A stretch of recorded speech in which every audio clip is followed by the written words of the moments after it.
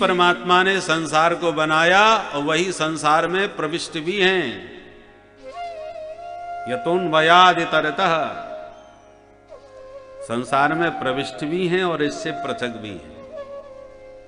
जन्माद्यस्य यतोन्वयादितरतश्चार्थे स्वभिज्ञ स्वराट, जो सर्वज्ञ हैं और जिन्होंने अपने संकल्प से ब्रह्मा जी को वेदों का ज्ञान कराया, जबकि वेदों के तात्पर्य को जानने में मुह्यन्ति यत सूरयः, सूरयः विद्वांसः मुह्यन्ति मोहम प्राप्नुवन्ति। बड़े बड़े विद्वान वेदों के तात्पर्य को नहीं जान पाते कि वेद भगवान ने कौन सी बात किस अभिप्राय से कही है। परोक्षवादः वेदोयम बालानां मनुशासनम। वेद भगवान परोक्षवादी हैं।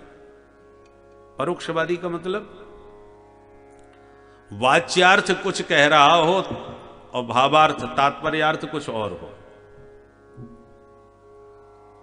जैसे माताएं देखती हैं बच्चा बीमार हो गया, अब इसको दवाई खिलानी है, और दवाई देखते ही बच्चा भागने लगता है। कड़वी दवा है, दवा के नाम से मुंह बिगाड़ता है, और मां की समस्या यह है कि उसको पिलाए बिना वो ठीक भी नहीं होगा।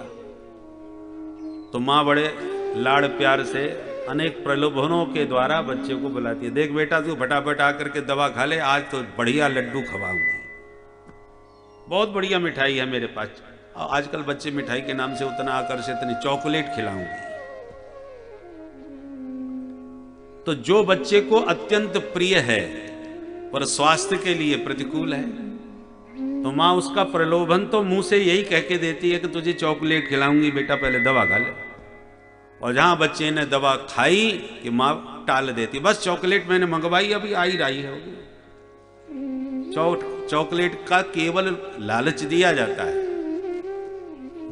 मुख्य उद्देश्य है कि उसके लालच में वो दवा खा ले ताकि ठीक हो जाए।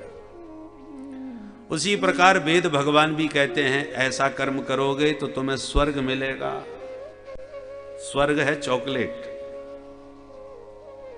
और वेद भगवान उसका प्रलोभन दे करके हमें सन्मार्ग में प्रवृत्त करते हैं।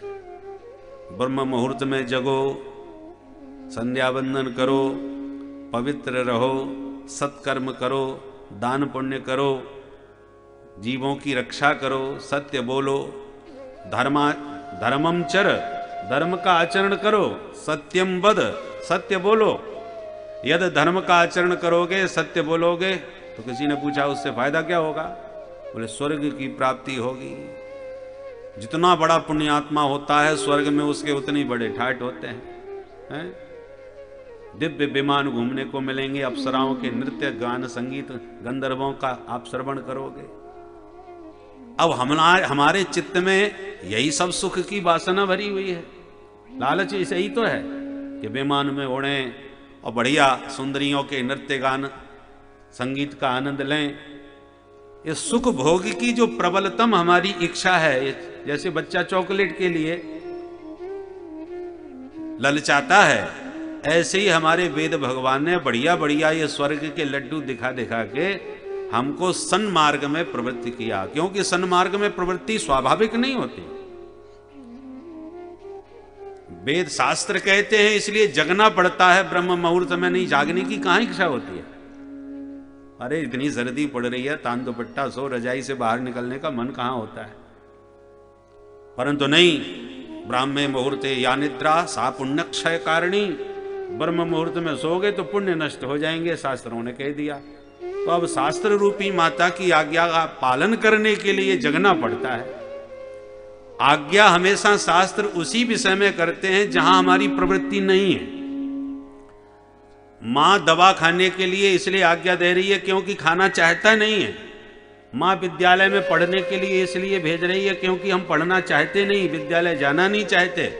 मां को कहने की जरूरत ये कभी नहीं पड़ती कि बेटा थोड़ा खेल लो।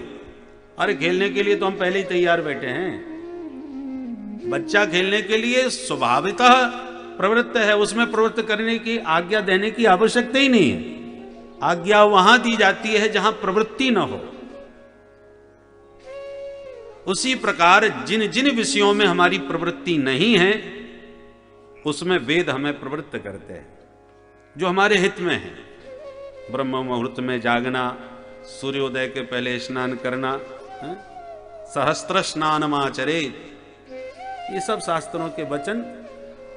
मातृदेवो भव, पितृदेवो भव, आचार्य देवो भव। माता पिता गुरु जी डांटते हैं, फटकारते हैं। श्रुति भगवती कहती, वेद भगवान कहते हैं इनको देवता मान के पूजो।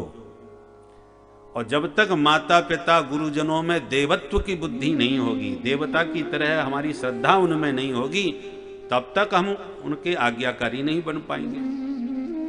ये तो माता पिता की सेवा तभी संभव है जब हमारी देवत्व की भावना उनमें हो। और जब शास्त्रों से हम दूर हो जाते हैं, शास्त्र के वचनों की अवज्ञा उपेक्षा करने लगते हैं, तब स्थिति आज जैसी उत्पन्न हो जाती है जो हो रही है। आज माता पिताओं को वृद्धाश्रम में आश्रय प्राप्त हो रहा है, क्योंकि बच्चों को घर में रखने के लिए मां बाप के लिए जगह नहीं बची। कारण क्या है? हृदय में स्थान नहीं रहा, शास्त्र वचनों में श्रद्धा नहीं रही। वेद भगवान कहते हैं गावो विश्वस्य मातरः, गौ माता विश्व की माता है। अब इन वचनों में श्रद्धा होगी तब तो गौ माता की सेवा होगी। शास्त्र के वचन में विश्वास नहीं, श्रद्धा नहीं, इसलिए गौ माता घर से ही नहीं बल्कि हमारे हृदय से भी निकल गई।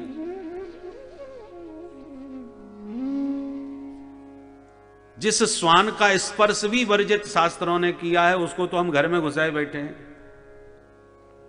कुत्ता घर के भीतर घुसा हुआ है और गौ माता घर के बाहर, क्योंकि शास्त्र कहते हैं गाय को घर में रखो, सारे तीर्थों का वास तुम्हारे घर में होगा, क्योंकि गौ माता के रोम रोम में समस्त देवताओं का वास है। तो जिसके घर में गौ माता का निवास है उसके घर में सारे तीर्थ हैं। इसलिए शास्त्र हमें इन शुभ कर्मों में, सत्कर्मों में प्रवृत्त करने के लिए स्वर्ग के मीठे मीठे लड्डू दिखाते हैं। रोचनार्था फलश्रुति। इसका मतलब ये ना समझ बैठिए कि स्वर्ग होता ही नहीं है, केवल दिखाने का लड्डू है। अरे भाई, चॉकलेट है और बच्चा खाता भी है, पसंद करता है, तभी तो उसका प्रलोभन दिया जाता है। तो स्वर्ग भी है, ऐसा ना समझिए केवल कल्पना है।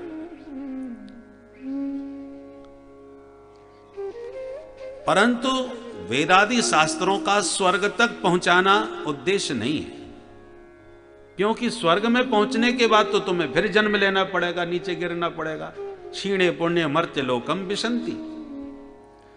तो जहां से लौट करके तुम्हें फिर जन्म मरण के प्रपंच में पड़ना पड़े, वहां तक पहुंचाना वेदों का उद्देश्य नहीं है। वेदों का उद्देश्य तो वहां पहुंचाने का है, यत् प्राप्य न निवर्तन्ते तद्धाम परमं मम। गीता के अनुसार भगवान कहते हैं जिसको प्राप्त करने के बाद जीव को कभी लौट के ही जगत में नहीं आना पड़ता, वो मेरा दिव्यतम धाम है। और उस भगवत धाम की प्राप्ति के लिए स्वर्ग के प्रलोभनों का लड्डू त्यागना पड़ेगा।